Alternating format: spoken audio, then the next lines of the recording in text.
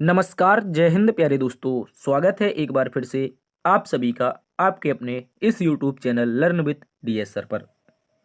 प्यारे साथियों, आज की इस क्लास में हम एक बार फिर से आप सभी के लिए मैथ की एक इम्पोर्टेंट क्लास लेकर के आए हैं।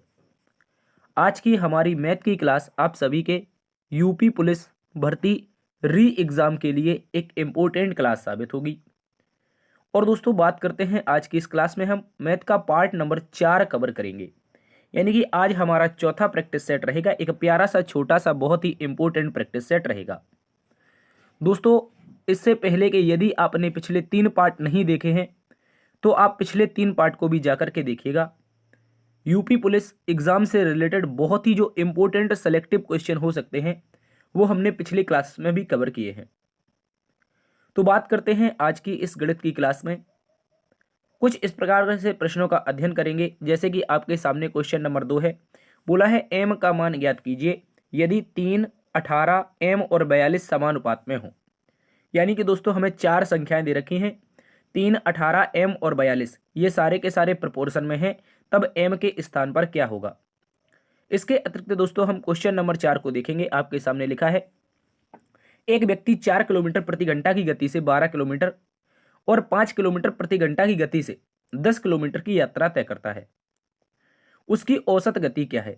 यानी कि साथियों यहां पर हमें एवरेज स्पीड ज्ञात करनी है।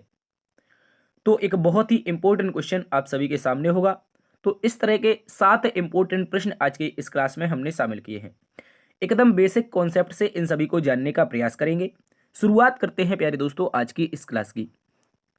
साथियों, शुरू करने से पहले एक बार आपसे निवेदन चाहेंगे, जब तक हम ये इन्फॉर्मेशन आपको दे रहे हैं तब तक अपने दोस्तों में इस सेशन को शेयर कर दीजिए।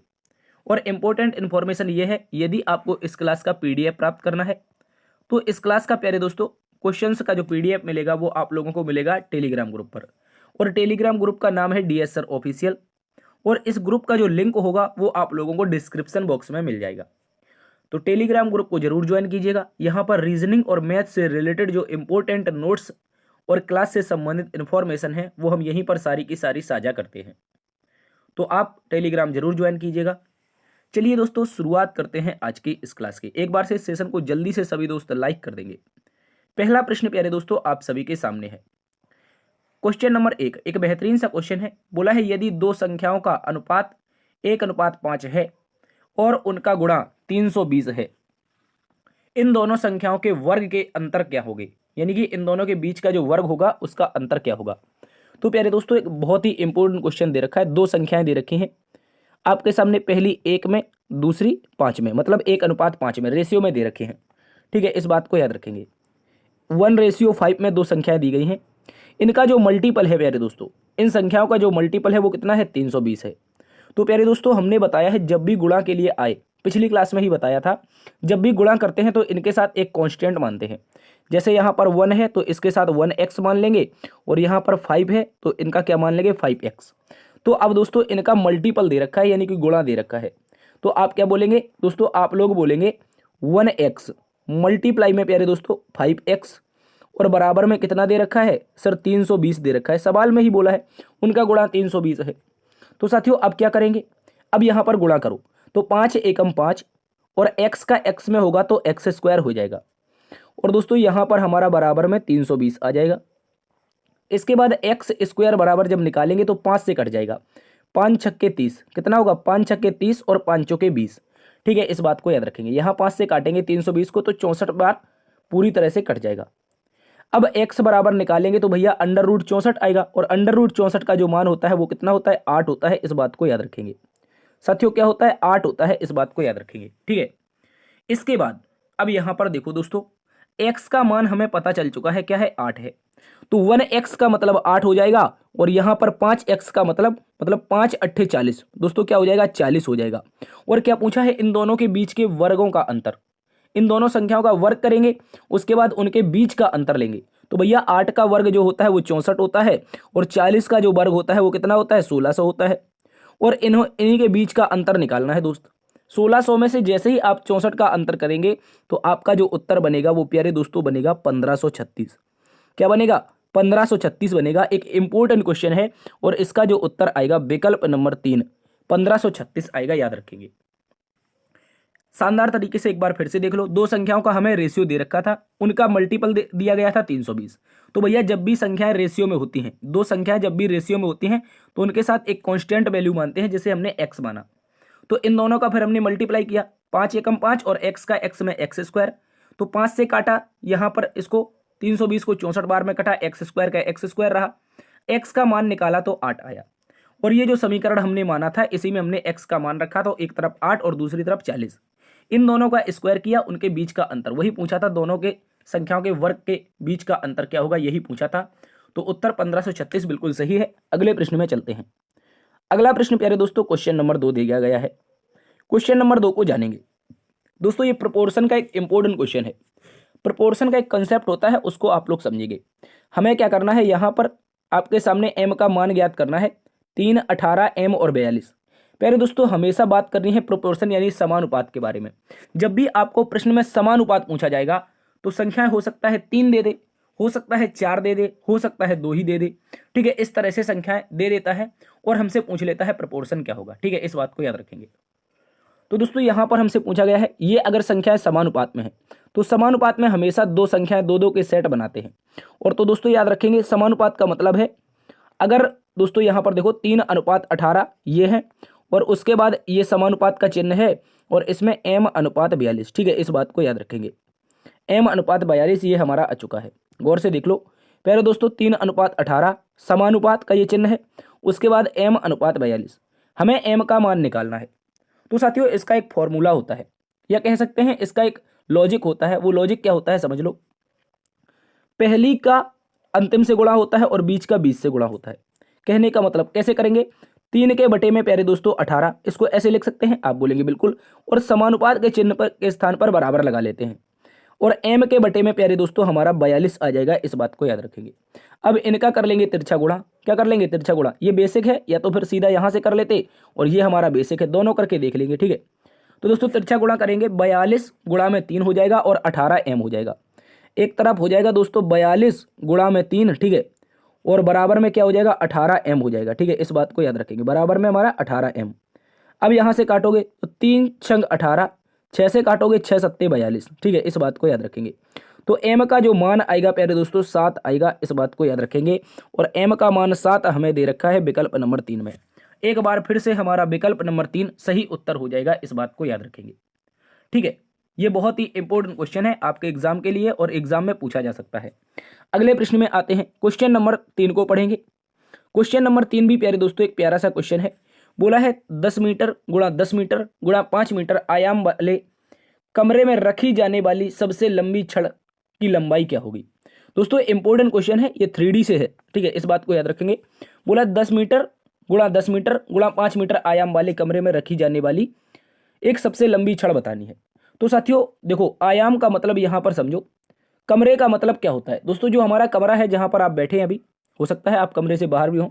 दोस्तों जो हमारा घर का कमरा होता है वो कमरा कुछ इस तरीके से दिखाई देता है, गौर से समझना है। कुछ इस तरीके का कमरा होता है जिसमें क्या होती है, 6 डायमेंशन होती हैं। ठीक है, इस बात को याद रखेंगे। कह सकते हैं ये इस तरह का हमारा कमरा होता है। जल्दी से बताइए क्या ऐसा ही हमारा कमरा होता है। आप बोलेंगे हाँ सर ऐसा ही हमारा कमरा होता है। तो दोस्तों यहाँ पर समझो, उसने बोला है 10 गुणा 10 गुणा 5 मीटर के आयाम वाले कमरे में क्या करना है, हमें सबसे लंबी छड़ रखनी है। मतलब इस कॉर्नर से, छत के एक कॉर्नर से घर के एक नीचे धरती के एक कॉर्नर तक एक सबसे लंबी छड़ बतानी है। ये कौन सी हो जाएगी ये बताना है। क्या आप बता सकते हैं। आप बोलेंगे सर बिल्कुल बता सकते हैं। ठीक है, इसका क्या होता है, ये एक बनता है हमारा घनाभ। क्या बनता है, घनाभ। ये बहुत इंपॉर्टेंट है कॉन्सेप्ट। जो हमारा कमरा होता है प्यारे दोस्तों, ये एक घनाभ का कार्य करता है, घनाभ का। और दोस्तों जब ये कमरे का विकर्ण कह सकते हैं, ये सबसे लंबी छड़ बोल देता है। ठीक है, सबसे लंबा पाइप बोल सकता है, या फिर बोल सकता है घनाभ का विकर्ण। तो दोस्तों इसके लिए एक कॉन्सेप्ट होता है, एक फॉर्मूला होता है। वो होता है आप लोगों का √L²। ठीक है, याद रखेंगे, √में L² प्लस में B² और प्लस में क्या होता है आपका LBH² ठीक है, इस बात को याद रखेंगे। ये √ के अंतर्गत होता है, इस बात को याद रख लेंगे। ठीक है, तो हम क्या करेंगे दोस्तों, एक हमें लेंथ दे रखा है, एक हमें ब्रेथ दे रखा है और एक हमें हाइट दे रखा है। ठीक है, इस बात को याद रखेंगे। √ के अंतर्गत सभी को सॉल्व कर लेंगे। तो दोस्तों सबसे पहले √ लगाएंगे। L को अगर हम 10 मान लेते हैं, 10 का स्क्वायर होता है 100, उसके बाद प्लस, ठीक है, उसके बाद प्लस हो जाएगा। फिर 10 आया है तो 10 का स्क्वायर फिर से करेंगे तो 100 हो जाएगा। उसके बाद साथियों ये h यानी कि 5 मान लेते हैं तो 5 का स्क्वायर हमारा 25 हो जाता है, ठीक है। इन सभी को याद रखेंगे।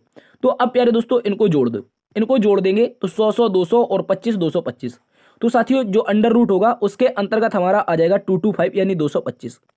और आप सभी को पता है 225 किसका स्क्वायर रूट होता है भैया, 15 का स्क्वायर होता है, या 225 का स्क्वायर रूट हमारा 15 हो जाता है, ठीक है। या तो 15 का स्क्वायर होगा 225, या 225 का स्क्वायर रूट यानी वर्गमूल हमारा 15 हो जाएगा।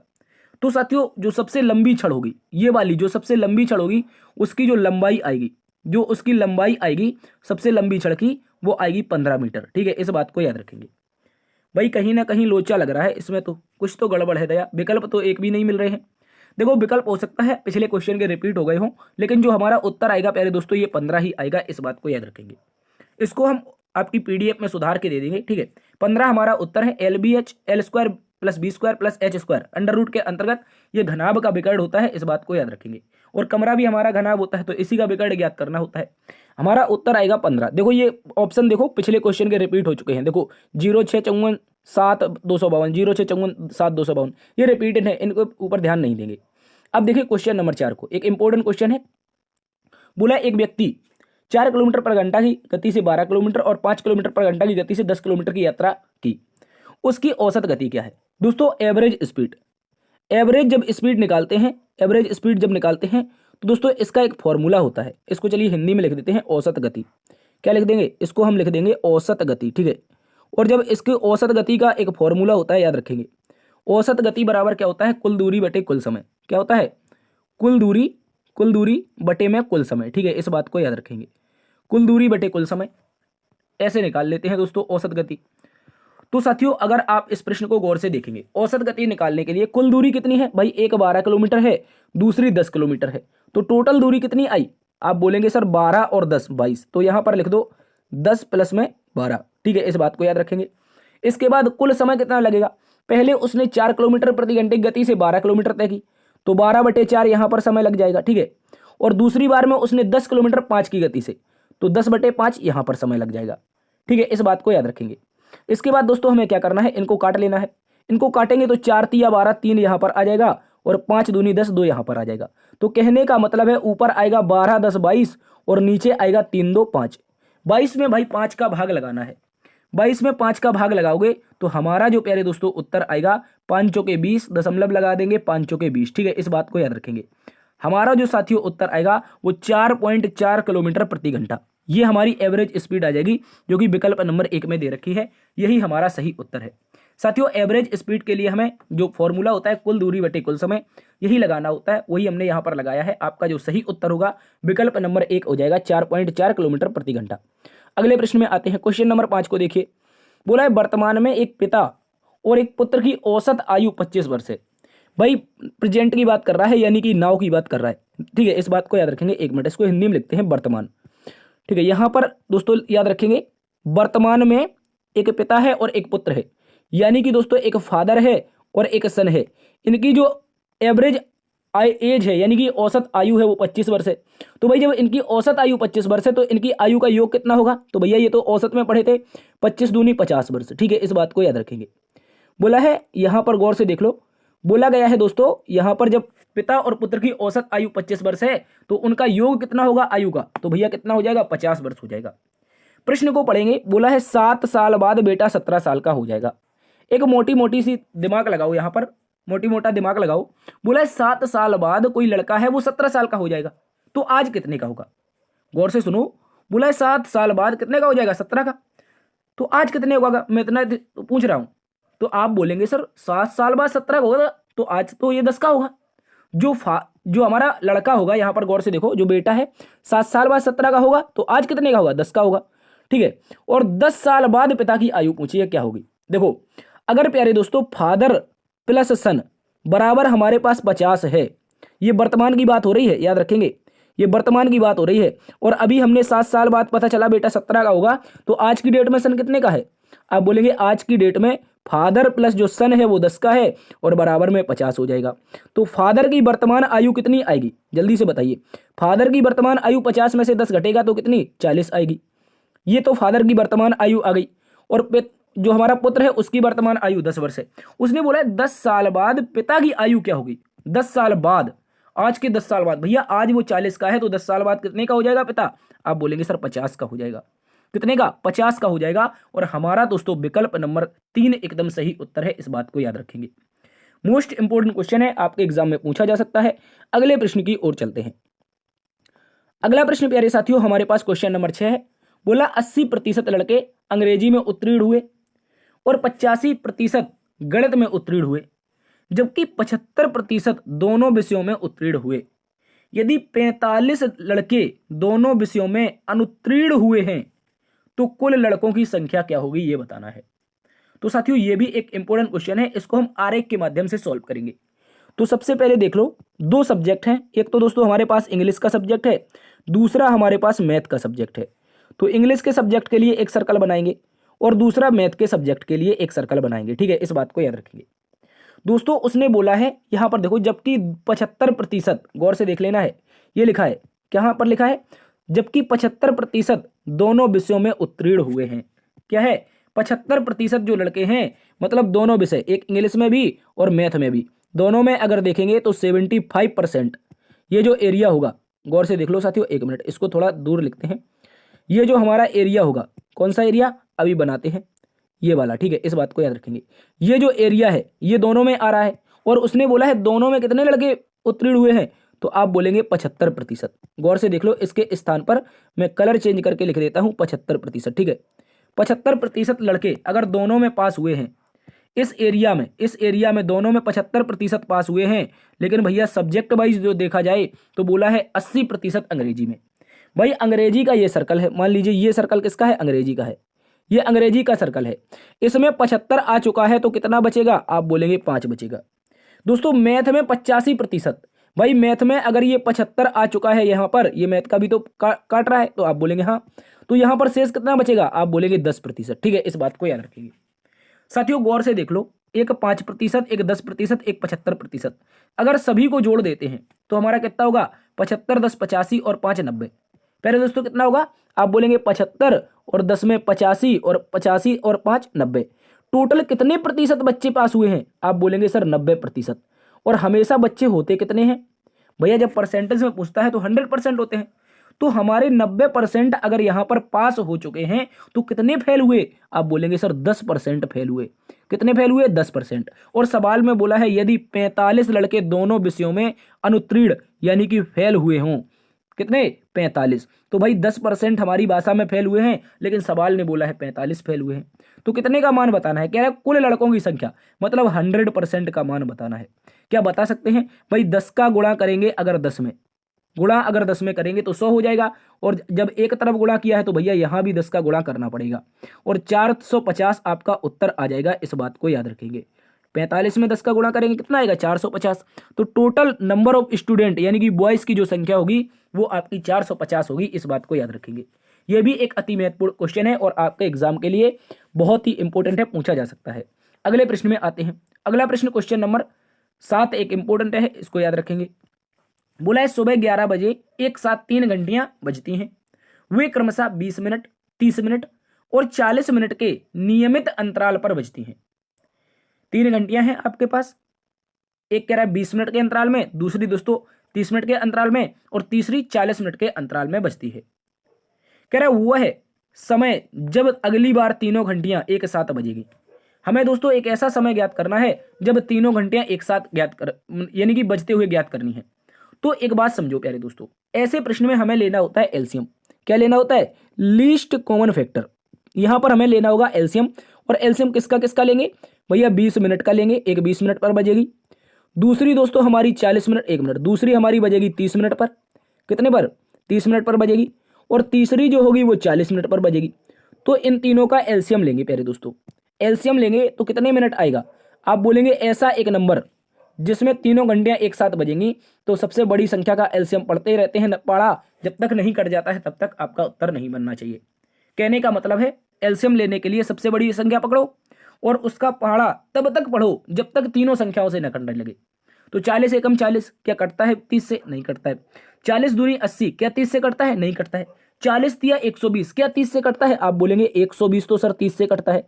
क्या 20 से भी कटता है? हाँ, 20 छक्के 120 ये भी कटता है। तो कहने का मतलब प्यारे दोस्तों 120 मिनट बाद, 120 ये मिनट में है सभी, तो ये भी मिनट में होगा।